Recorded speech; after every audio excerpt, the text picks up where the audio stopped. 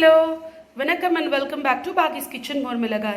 இன்னைக்கு நம்ம பார்க்க போறது கோபி fried rice. அது எப்படி பண்ணலாம்? அதுக்கு என்னெல்லாம் ingredient தேவைன்னு பார்க்கலாம். வாங்க வீடியோக்குள்ள போலாம். நம்மளோட கோபி fried riceக்கு கோபியை வந்து இந்த சைஸ்க்கு கட் பண்ணிக்கோங்க. நான் வந்து ஒரு 2 கப் ரைஸ்க்கு வந்து ஒரு மீடியம் சைஸ் கோபி எடுத்துர்க்கேன் இல்லையா? அதை வந்து இந்த மாதிரி கட் பண்ணி ஒரு 5 நிமிஷம் கொதிக்கிற தண்ணியில போட்டு மூடி வச்சு எடுத்து வச்சுக்கோங்க. இதுக்கு நம்ம என்னெல்லாம் சேர்க்க போறோம் மசாலாஸ்னு பார்க்கலாம். முதல்ல மைதா,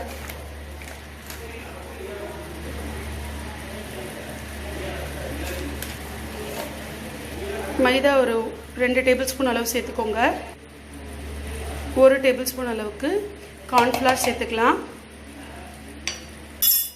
இதுக்கு காரத்துக்கு தகுந்த மாதிரி உங்களுக்கு எவ்வளோ வேணுமோ, ஃப்ரைட் ரைஸில் சேர்க்க போகிறோம், கம்மியாகவே சேர்த்துக்கோங்க. ரெட் சில்லி பவுடர் சேர்த்துக்கலாம். கொஞ்சமாக கரம் மசாலா பவுடர் சேர்த்துக்கோங்க. 1 டீஸ்பூன் அளவுக்கு இஞ்சி பூண்டு பேஸ்ட் போட்டுக்கலாம். அப்புறம் கொஞ்சமாக உப்பு, இந்த காலிஃப்ளவருக்கு மட்டும் தகுந்த உப்பு சேர்த்துக்கலாம். சேர்த்துட்டு இதெல்லாம் நல்லா ஃபஸ்ட்டு மிக்ஸ் பண்ணிக்கோங்க. தண்ணி ஊற்ற வேண்டாம். இதெல்லாம் நல்லா இந்த காலிஃப்ளவரில் கோட் ஆகணும். இந்த அளவுக்கு நல்லா மிக்ஸ் பண்ணிக்கலாம்.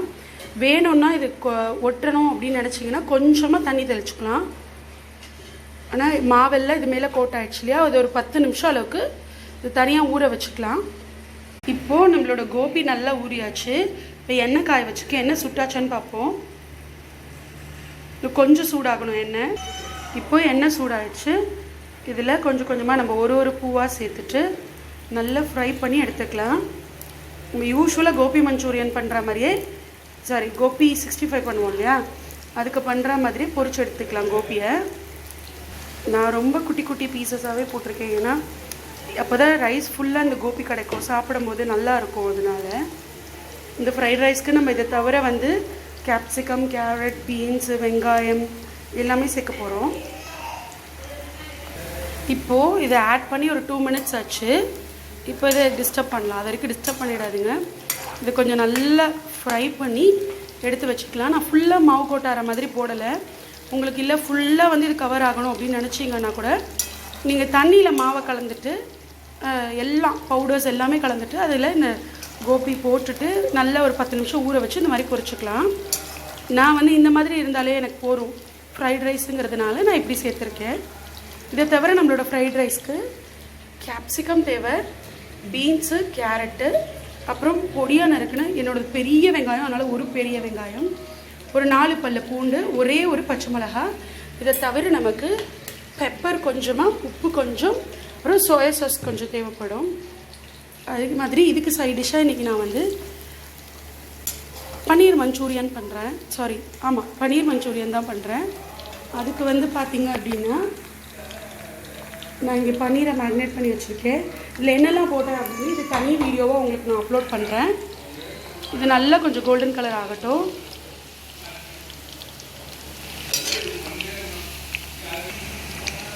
இது பாருங்கள், இப்போ இந்த அளவுக்கு ஃப்ரை ஆனாலே எனக்கு போகிறோம். நான் இந்த ஆயிலேருந்து ரிமூவ் பண்ணிடுறேன். உங்களுக்கு வேணும் அப்படின்னா நீங்கள் இன்னும் கொஞ்சம் கூட ஃப்ரை பண்ண வச்சுக்கலாம். இப்போது நம்ம பண்ண போகிற veg fried rice, gobi fried ரைஸ்க்கு ஃபஸ்ட்டு கொஞ்சமாக ஆலிவ் ஆயில் சேர்த்துக்கோங்க. ஒரு 2 டேபிள் ஸ்பூன் அளவுக்கு ஆலிவ் ஆயில் சேர்த்துக்கோங்க. நீங்கள் ஆலிவ் ஆயில் இல்லைன்னா நார்மல் எண்ணெய் கூட சேர்த்துக்கலாம், no problem. Olive oil first சூடாகட்டும். இப்போது இங்கே ஆயில் சூடாகிடுத்து. இதில் பொடியாக கட் பண்ண ஒரு பச்சை மிளகா, பொடியாக கட் பண்ண ஒரு பூண்டு சேர்த்துக்கலாம். இன்றைக்கி எங்களோட லஞ்ச் வந்து கோபி ஃப்ரைட் ரைஸ், பன்னீர் மஞ்சூரியன் ட்ரை. இது ரெண்டும் நல்லா வதங்கட்டும். இப்போது இந்த பூண்டும் இந்த பச்சை மிளகாவும் நல்லா எண்ணெயில் ஃப்ரை பண்ணிக்கணும். அதுதான் இந்த ஃப்ரைட் ரைஸ்க்கு ஒரு நல்ல ஸ்மெல் கொடுக்கும். இப்போ நல்லா ஃப்ரை ஆகிடுச்சு. இப்போ நம்ம பொடியாக கட் பண்ண ஒரு ஆனியன், இது பெரிய ஆனியனால் 1 இல்லாட்டி 2 கூட போட்டுக்கோங்க. நல்லா பொடியாக கட் பண்ணிக்கோங்க. ஒரு ஆனியன் சேர்த்துக்கிறேன். ஆனியனும் நல்லா ஃப்ரை ஆகணும். இது எல்லாமே நம்ம ஹையில் வச்சு தான் பண்ணணும்.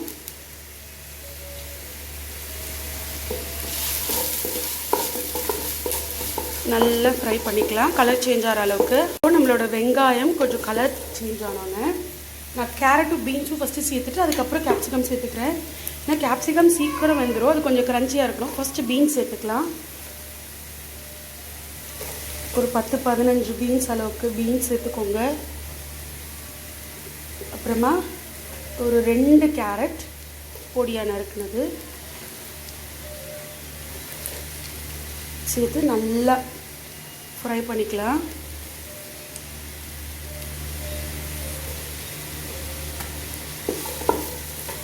தண்ணிலாம் ஊற்றக்கூடாது வேக வைக்கிறதுக்கு. இந்த எண்ணெயிலேயே அது ஃப்ரை ஆனதே போகிறோம்.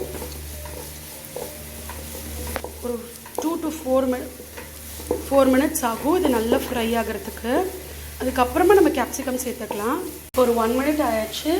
இந்த வெஜிடபிள்ஸ்க்கு தேவையான அளவுக்கு மட்டும் உப்பு சேர்த்துக்கலாம். ஏன்னா நம்ம சாதத்துலேயே கொஞ்சோண்டு உப்பு சேர்த்து தான் பாஸ்மதி ரைஸ் வடித்து வச்சுருக்கோம்.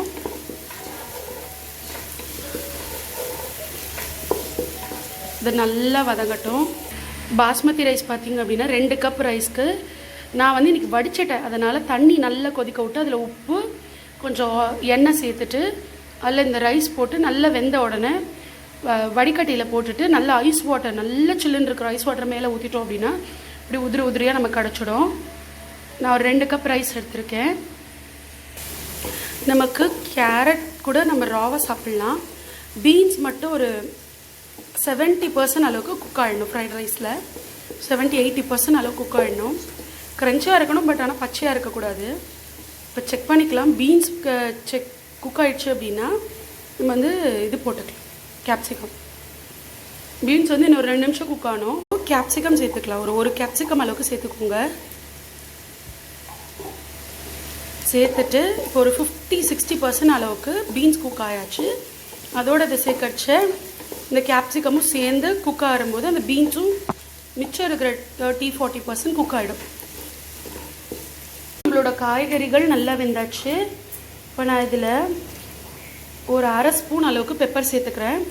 உங்களுக்கு கூட வேணாலும் சேர்த்துக்கோங்க. நான் இன்றைக்கி காரம் கம்மியாக பண்ணுறேன், அதனால் ஒரு 1/2 ஸ்பூன் அளவுக்கு மட்டும் பெப்பர் சேர்த்துட்டு ஒரு மிக்ஸ் பண்ணிவிட்டு நம்ம சோயா சாஸ் 1 ஸ்பூன் அளவுக்கு சோயா சாஸ் சேர்த்துக்கோங்க. ரொம்ப தேவையில்லை.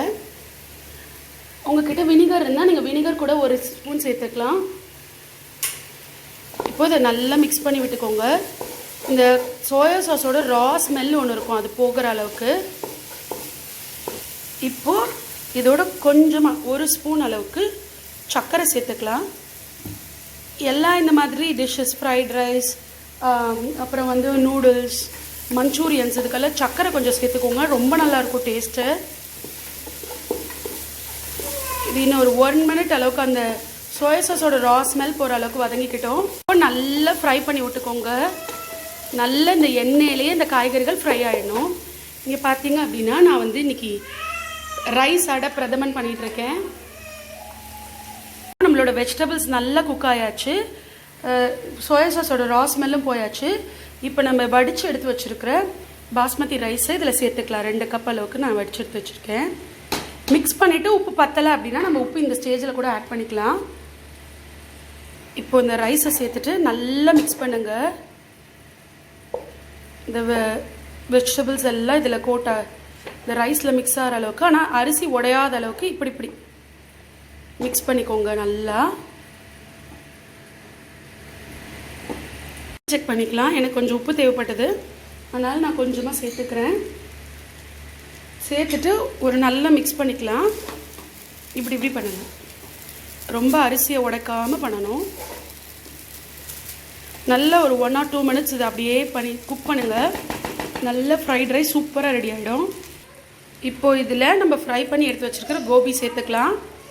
சேர்த்து ஒரு மிக்ஸ் பண்ணிவிட்டு அடுப்பு ஆஃப் பண்ணிக்கலாம். இப்போது கொஞ்சமாக ஸ்ப்ரிங் ஆனியன் க்ரீன் சேர்த்துடலாம். அடுப்பு ஆஃப் பண்ணிக்கோங்க. ஹோப் உங்கள் எல்லாருக்கும் இந்த ஃப்ரைட் ரைஸ் ரெசிபி பிடிச்சிருக்கும் அப்படின்னு நம்புகிறேன். பிடிச்சிருந்தது அப்படின்னா லைக் பண்ணுங்கள், ஷேர் பண்ணுங்கள், கமெண்ட் பண்ணுங்கள். இது வரைக்கும் நம்ம சேனலை சப்ஸ்கிரைப் பண்ணல அப்படின்னா மறக்காமல் சப்ஸ்கிரைப் பண்ணிக்கோங்க. பக்கத்தில் இருக்கிற பெல் ஐக்கன் ப்ரெஸ் பண்ணிக்கோங்க. அடுத்தடுத்த வீடியோஸோட நோட்டிஃபிகேஷன் உங்களுக்கு தெரியறதுக்காக. இதே மாதிரி நம்ம வந்து பன்னீர் வச்சும் பண்ணலாம், மஷ்ரூம் வச்சு பண்ணலாம், பேபிகார்ன் வச்சு பண்ணலாம். கண்டிப்பாக இதை உங்கள் வீட்டில் ட்ரை பண்ணி பார்த்துட்டு எங்களுக்கு கமெண்ட் பண்ணுங்கள். அடுத்த வீடியோவில் உங்களை சந்திக்கிற வரைக்கும் டாடா பை பாய்.